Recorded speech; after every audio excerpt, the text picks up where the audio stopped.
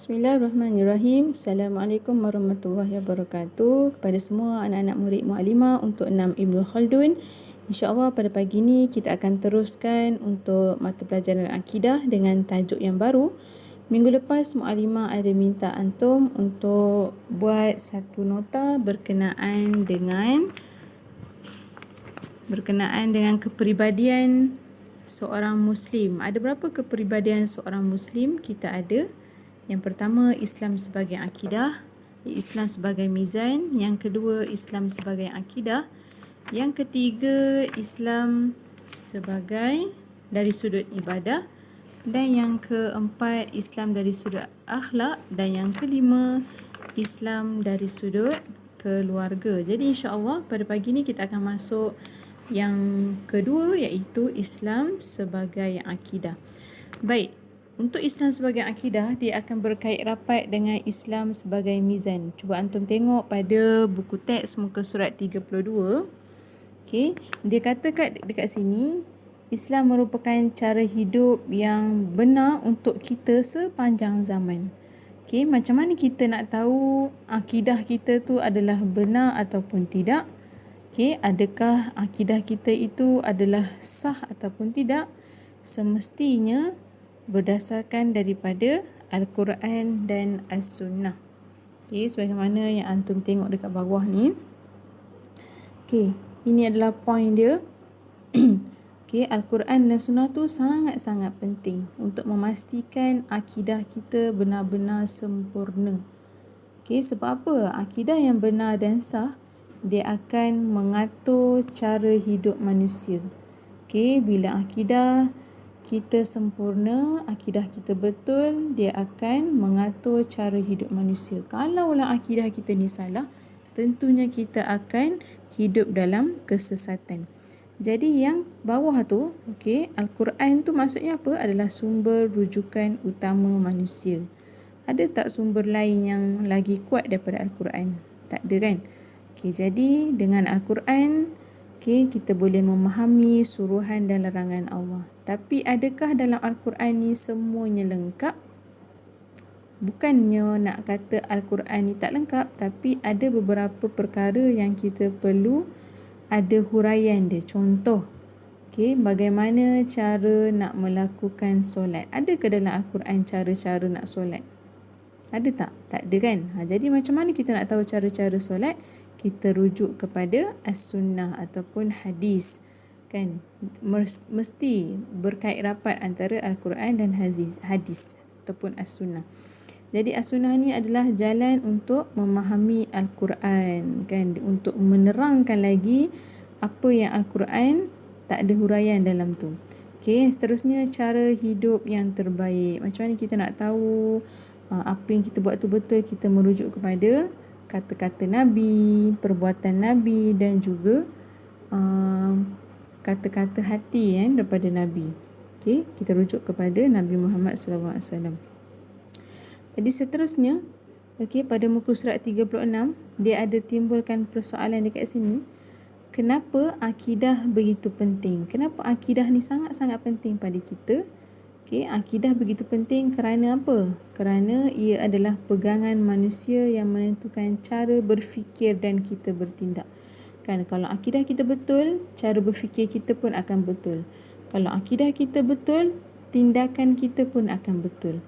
Jadi, berhati-hati dengan akidah. Berapa ramai orang dekat luar sana, akidah dia dah terpesong. Apa yang terjadi pada manusia-manusia yang akidahnya terpesong? Dia mula mencari ajaran-ajaran sesat. Dia mula ke arah perkara-perkara yang menyesatkan.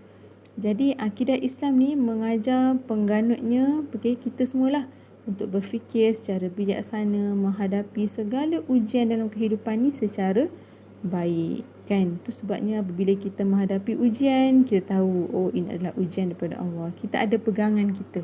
Kan? Kita tak mudah-mudah untuk berputus asa, kita tak mudah-mudah untuk bunuh diri, kan? Contoh macam orang-orang kafir, bila ada masalah je dia akan bunuh diri. Tapi berbeza dengan orang Islam, bila dia ada masalah, dia akan merujuk kepada akidah, merujuk kepada Al-Quran dan Sunnah. Okey.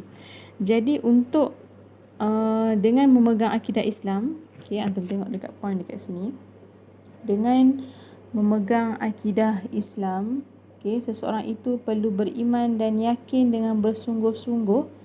Bila kita berpegang dengan akidah, kita perlu yakin bersungguh-sungguh. Ada 4 perkara yang kita perlu yakin. Mak Aiman nak tunjuk dekat sini. Apa 4 perkara tersebut? Yang pertama, antum boleh tengok pada muka surat 33. Yang pertama dekat sini, Mak Aiman dah buat nota dekat sini, iaitu Allah sebagai pencipta alam ini. Ini yang pertama. Allah sebagai pencipta alam ini. Point yang pertama. Kalau antum tengok muka surat 33 tu, dia ada jadual dekat situ. Antum boleh baca. Yang kedua, Allah telah mengutuskan Rasul dan kitabnya. Setiap daripada Rasul ada kitabnya kan. Contoh apa? Nabi Muhammad, Nabi Isa, Nabi Musa dan juga Nabi Dawud. Yang ketiga, matlamat hidup manusia adalah untuk mengenal Allah. Kita dah pernah belajar sebelum ni kan. Tidak aku ciptakan jin dan malaikat melainkan untuk beribadah kepadaku. Yang seterusnya, nombor 4, setiap amalan baik atau buruk akan diberikan ganjaran oleh Allah. Kalau kita buat benda baik, kita akan dapat pahala. Kalau kita buat benda yang buruk, kita akan dapat dosa. Jadi untuk hari ini, Mu'allimah akan terangkan satu sahaja, iaitu Allah sebagai pencipta alam ini. Antum boleh tengok muka surat 33. Untuk minggu depan kita akan huraikan lagi 3. Dia kata kat sini apa? Orang yang memegang akidah Islam meyakini dan mempercayai dengan bersungguh-sungguh bahawa alam ini diciptakan oleh Allah. Siapa yang ciptakan alam ni? Allah, yang maha bijaksana dan maha mengetahui, maha berkuasa. Semua benda-benda yang besar-besar semua adalah daripada Allah.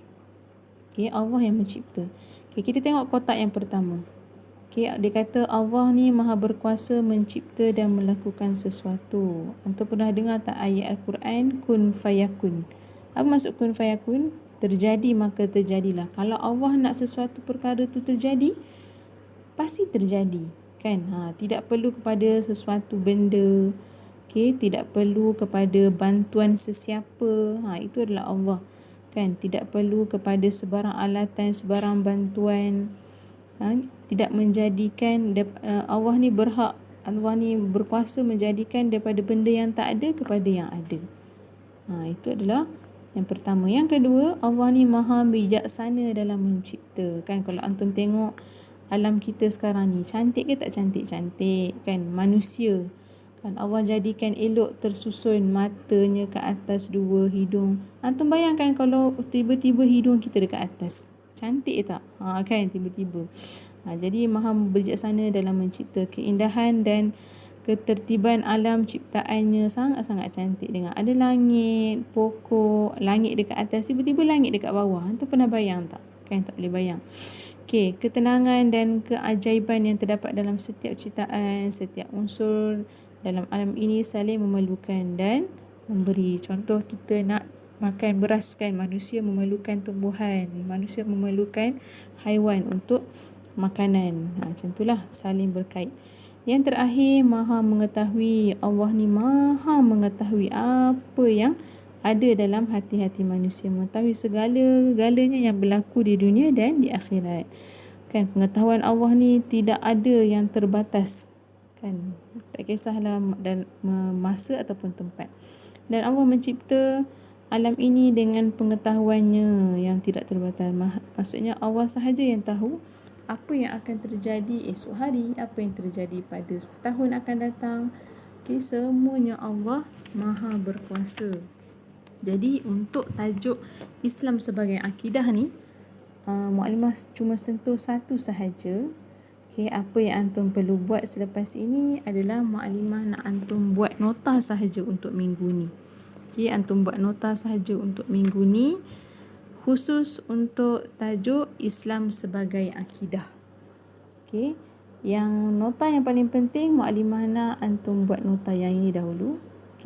Antum tulis tajuk Islam sebagai akidah dan terbahagi kepada 4 perkara yang penting, dan antum huraikan dahulu Antum huraikan dulu untuk tajuk yang pertama, iaitu Allah sebagai pencipta alam ini. Buatlah salin semula nota yang di dalam buku teks muka surat 33 yang semua ni. Boleh? Jadi itu sahaja tugasan untuk antum minggu ni. Kita akan jumpa lagi pada PDPR yang akan datang. Okey, Assalamualaikum.